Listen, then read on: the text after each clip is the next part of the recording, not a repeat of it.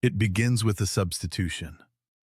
When faith stops being a living relationship and turns into a role.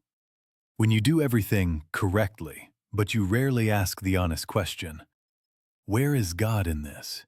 And where am I? You pray because it's expected. You serve because it's routine. You endure because real believers don't complain. And slowly, spiritual discipline becomes a spiritual mask. What makes this mistake so dangerous is fear. Fear of looking weak. Fear of asking uncomfortable questions. Fear of admitting that something inside feels empty. Because if you're a believer, you're supposed to be strong. You're supposed to rejoice. You're supposed to hold it together. So you hold on. Not to God, but to an image. And somewhere along the way, a quiet shift happens. Faith stops being a place of healing and becomes a stage where you're expected to perform flawlessly. You no longer come to God as you are. You come as who you think He expects you to be. It looks holy, very holy, but it's no longer honest. There's a simple but painful sign you've fallen into this trap. You're doing everything right and still feel tired, guilty, and distant. Not because you're a bad believer, but because God never called you to perform. He called you to live. Pause for a moment and ask yourself gently, what in my faith is alive, and what is just habit? Not for condemnation, for truth. Because truth is always where healing begins. If this stirred something in you and you sense this conversation matters, support this message with a like and subscribe. This is a place where we talk about living faith, not polished religion. And remember this: God never asked you for perfect godliness. He has always been after your real heart. Here's the paradox. This trap rarely catches the cold or indifferent. It most often catches the sincere. The ones who truly love God. The ones who aren't pretending at faith, but genuinely want to live it. And that sincerity is exactly what makes them vulnerable. A sincere believer doesn't want to disappoint God. They don't look for loopholes. They don't negotiate. If something is called necessary, they do it. If Scripture says endure, they endure. And over time, that sincerity turns inward and becomes pressure. I must do more, go deeper, be stronger. Not because God demands it, but because the conscience doesn't know when to stop. These believers rarely say, I'm struggling. It feels like weakness. They rarely admit doubts, afraid of letting God down. Not even people, but God Himself. They know how to encourage others, but don't know how to ask for help themselves. And right there, a fracture forms. Faith becomes a one-way burden instead of a living relationship. There's another reason. Sincere believers often confuse faithfulness with burnout. They assume that if it hurts, it must be right. That pain is always proof of spiritual growth. But not all pain purifies. Sometimes it's simply a signal. You're carrying something God never asked you to carry. The most dangerous part is how long this can go unnoticed. On the outside, everything looks solid. Ministry, discipline, Scripture knowledge. Inside, there's exhaustion that feels shameful to admit. Emptiness that's easier to label a season than to face honestly. And the more sincere the person, the longer they can live like this, convincing themselves that this is just what faith looks like. Pause for a moment and ask yourself without defensiveness, am I living from love right now, or from fear of getting it wrong? That question doesn't destroy faith. it puts it back where it belongs. It doesn't break all at once, not loudly, not in a dramatic collapse.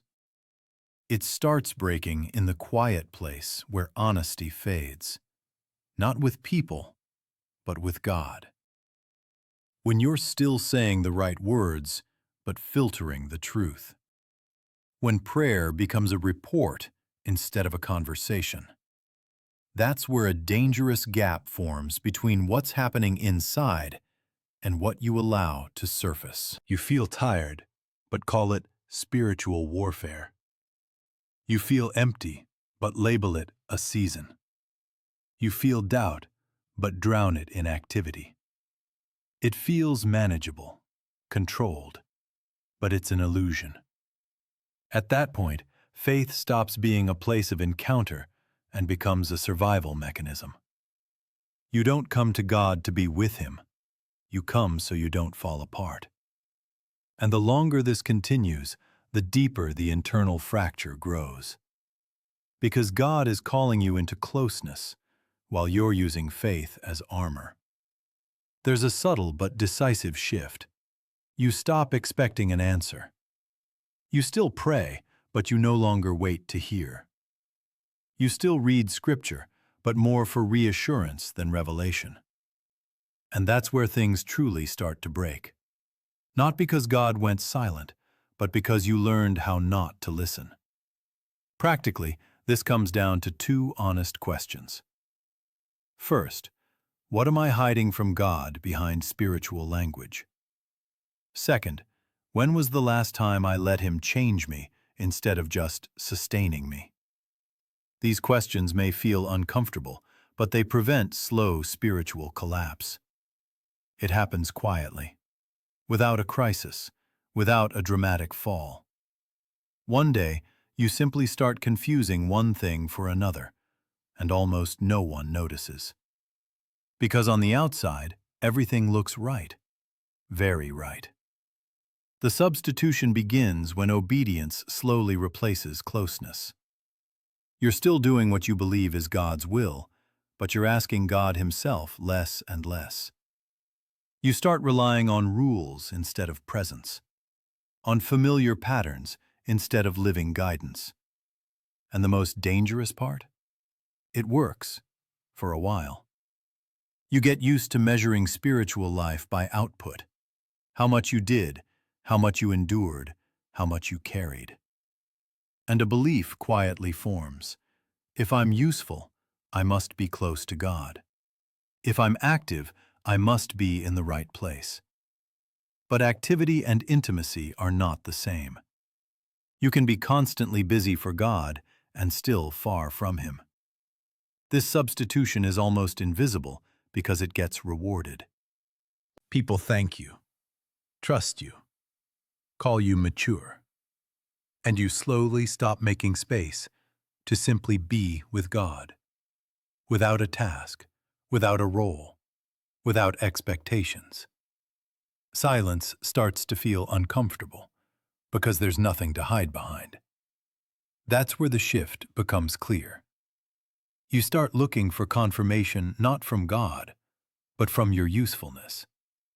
If you're needed, you're at peace. If you're not asked, not noticed, not relied on, anxiety creeps in. That's the sign the substitution is complete. The source of your peace has moved.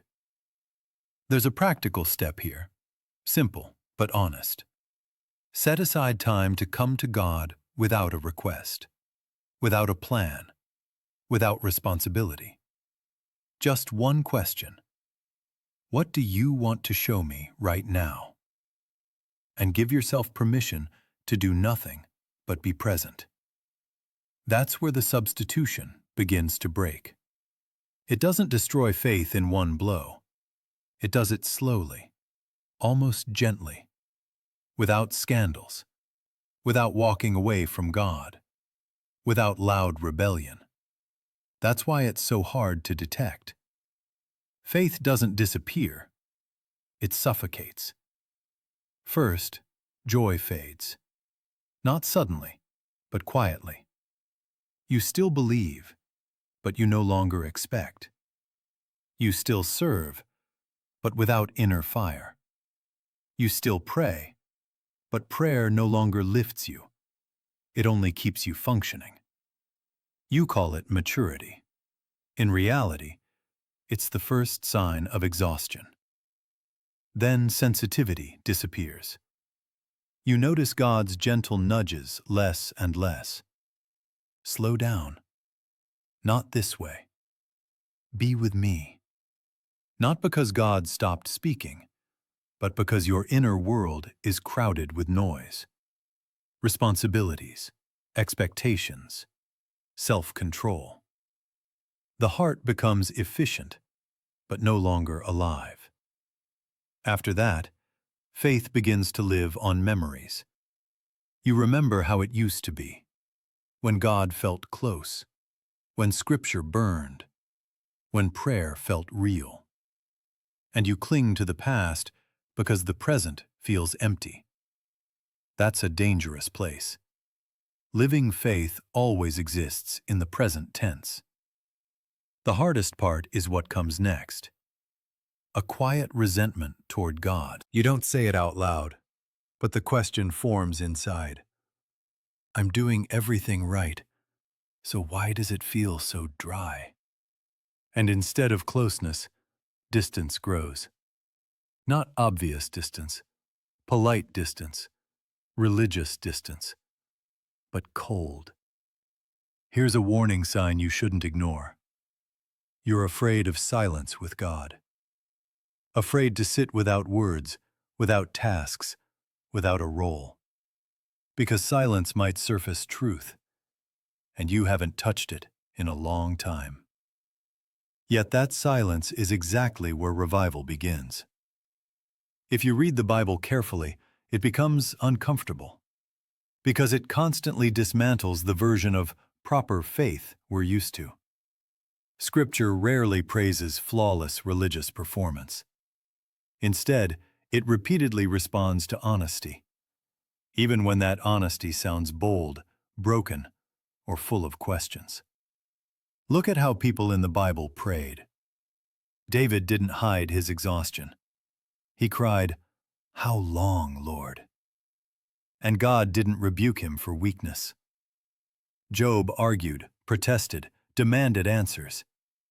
And God said his words were truer than those of his well-behaved friends. Jeremiah even cursed the day he was born, and remained a prophet, not a failure. The Bible makes this clear. The problem isn't questions, fatigue, or doubt. The problem begins when we replace honest connection with correct behavior about God.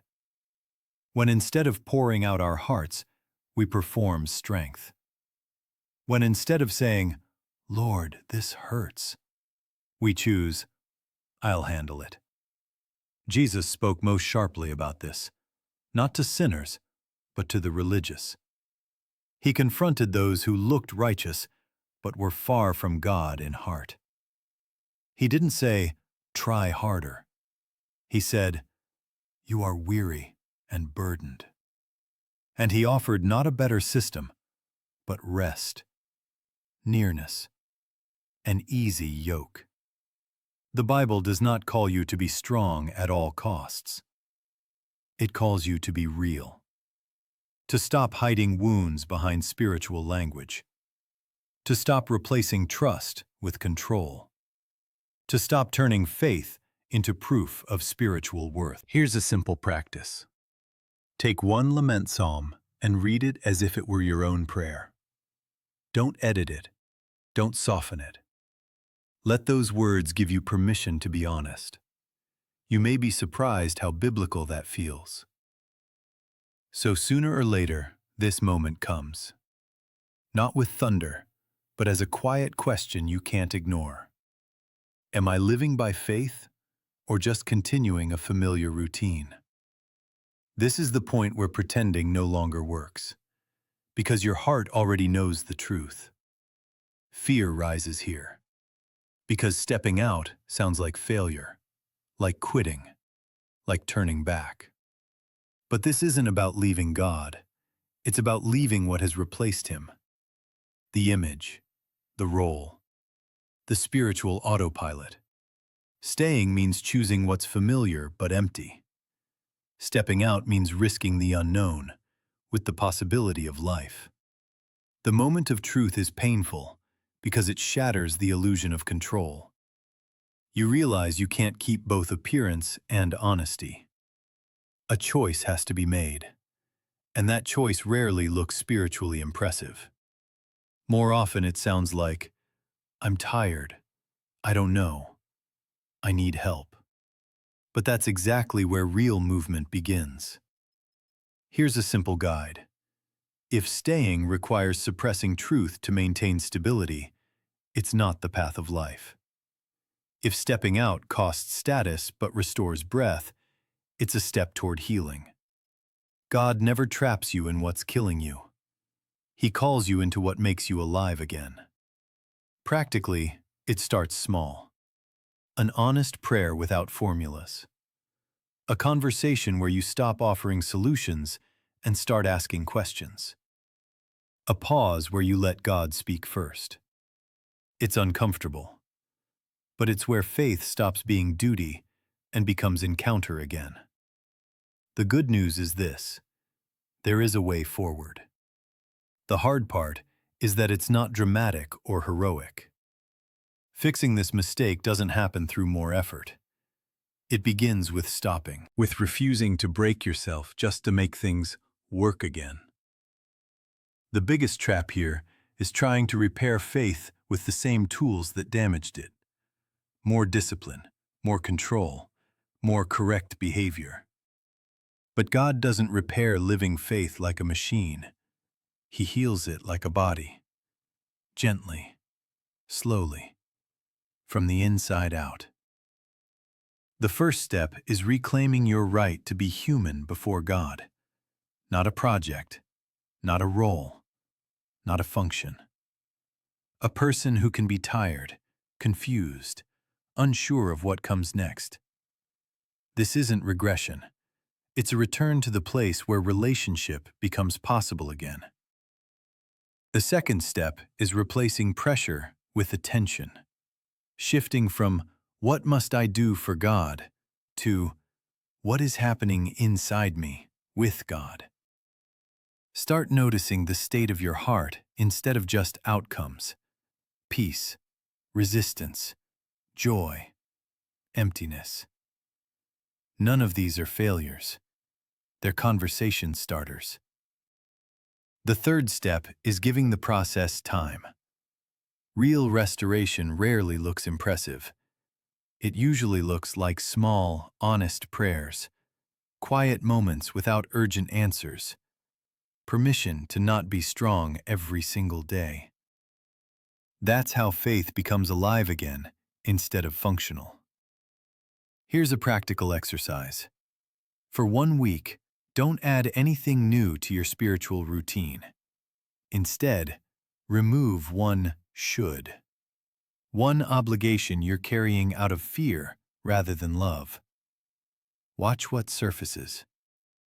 God often speaks where pressure finally lifts.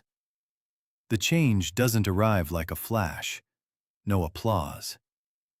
The world around you may not even notice that something significant has shifted inside. But you notice. Because the first thing that returns is breath. Not excitement, relief. As if a weight you once called faithfulness has finally been set down. You begin to feel the difference between silence and emptiness. Silence used to scare you. Now it feels alive. There's no pressure to prove anything there. Prayer stops being an obligation and becomes a place of encounter again. Sometimes brief, sometimes awkward, but real. The way you see yourself begins to change too. Your value is no longer measured by usefulness. You don't have to be strong, informed, or inspiring every single day. You're allowed to be on the journey, not always at the summit. And strangely enough, that strengthens faith far more than constant pressure ever did. Clarity starts to come. Not immediate answers, but direction. You begin to sense where God is truly leading and where you've simply been carrying habits. The inner noise quiets down. Decisions feel calmer. Even hard steps no longer tear you apart because they're made from honesty, not fear. Practically, there's one clear sign. You start expecting God again. Not as a system, but as a person. You leave space for Him to speak, to adjust, to stop you if needed. And faith begins to grow, not wider, but deeper. It doesn't arrive the way you expected, not as a reward for making the right moves, not as the outcome of a perfect decision. It comes as a side effect of honesty. When you stop holding an image, stop proving yourself, stop saving your faith by force, you suddenly realize nothing is gripping you anymore. This freedom is quiet. There's no rebellion in it, no display of strength. There's simply permission. Permission to tell God the truth. Permission not to know. Permission to stop. Permission to be on the journey. And you realize this is what you were missing all along. The right to be alive, not just correct. You no longer live from obligation, or fear of loss, or the need to measure up. Faith stops being a survival system and becomes a space for living. You sense God near again, not as an evaluator, but as a father. Not demanding reports, but walking beside you. What's most surprising is how this freedom reshapes your relationship with yourself. The inner taskmaster fades. The voice that always says, "Not enough. Do more. Be better." In its place comes a quiet where growth can happen without pressure. And that's where true maturity begins. If at any point along this journey you recognized yourself, or felt resistance, or relief, I'd love to hear where you are right now. Share it in the comments. Exhaustion, decision, silence, return. Sometimes one honest sentence becomes someone else's first breath of air. And if this path mattered to you, support this video with a like and subscribe. Not for algorithms, but so conversations like this can reach those who desperately need them. And remember this: the freedom God gives often arrives not when you search for it, but when you finally let go of what's been holding you. And in that moment you realize you didn't lose your faith. You came back to life.